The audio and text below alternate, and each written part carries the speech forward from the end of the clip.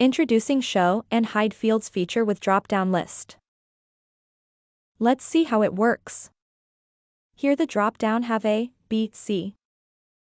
Watch closely. As you select A, relevant fields like first A and fourth appear. Choose B, and its second and a fourth. Take the stage. Opt for C, and a third and a fourth steal the show. Let's see how to create the form. First, create an app named as sample, and form name as show a hide fields. Create fields dropdown,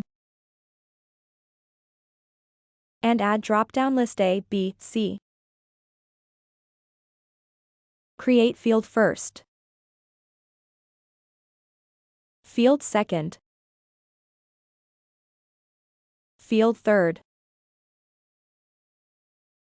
and field fourth.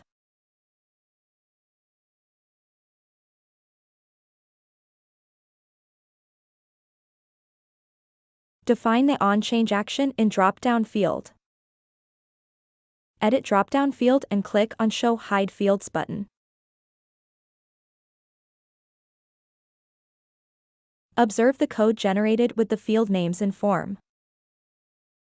Rewrite the code according to field names in the form.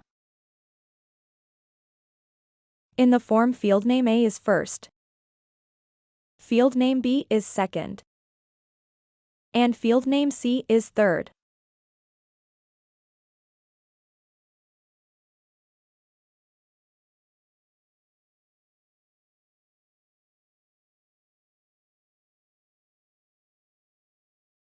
Rewrite the generated code with respective field names in the form.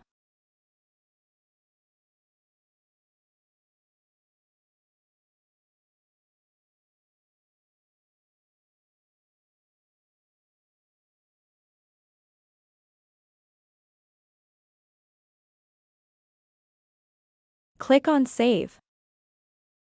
It's that simple.